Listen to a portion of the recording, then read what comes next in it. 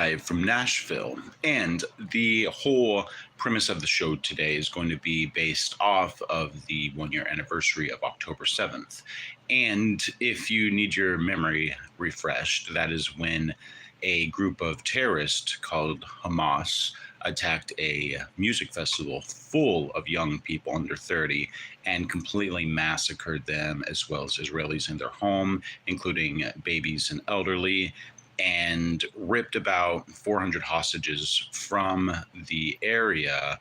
I think they successfully took about just over 200 of them, and it just completely made the world be shocked at the events that followed. And the events that followed were the support of the Palestinian people, even though they had a terrorist organization as their elected government.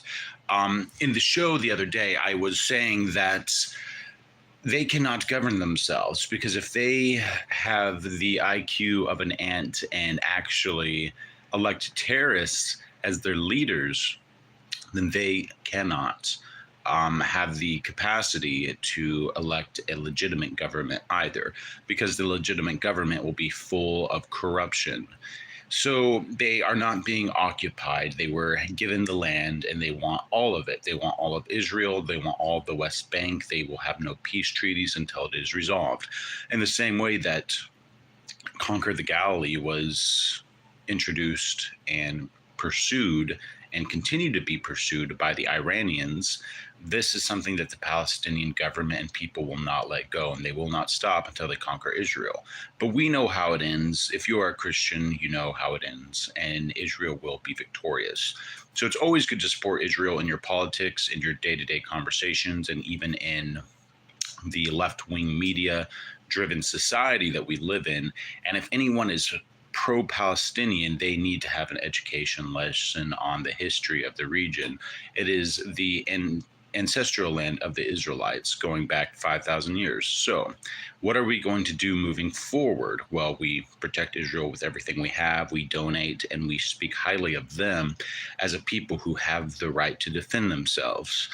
What that means for the future is right now they are doing a full-scale invasion to southern Lebanon as a retaliation for the rockets that were fired from Tel Aviv.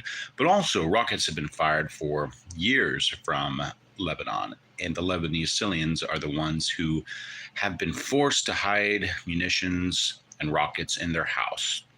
This is no surprise, because Hamas has the same strategy, because they're all funded by the same perpetrator, which is Iran, and Iran wants Israel gone as well.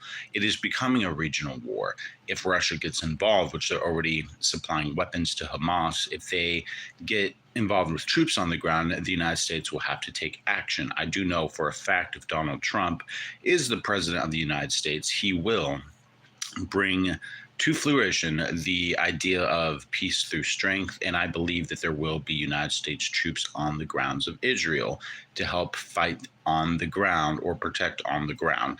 I'm talking like 30, 40,000 troops on the border of Israel to help protect them against Hamas, Lebanon, and Iran. And if it becomes a world war, it becomes a world war, because once shots are fired from the United States to Iran, they might retaliate with nukes. Same thing with Russia.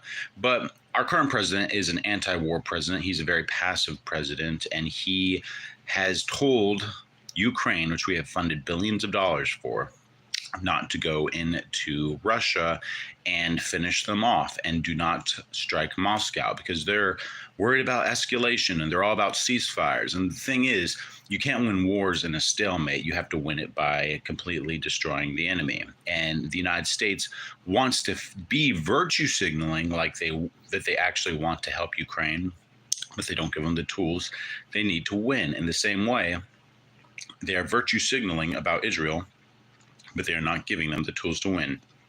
Anyways, this is very important. And if we go into a regional war, we have to understand the United States is the most powerful military in the world, backing the most powerful military in the region, Israel. And it will be something where we will be victorious. Speaking of victory, in Butler, Pennsylvania, Donald Trump the other night did a second rally at the place where he was almost assassinated, which brings the entire peace through strength, like alive and well, because he would not take a lose even on the stage of a podium in Butler, Pennsylvania? And also, how do you think he would ever take a loss in the stage of the world? And he will not. He will always follow through. So with that said, I hope you guys like, share, and comment, and we'll see you on another episode of Right Politics. Have a good one.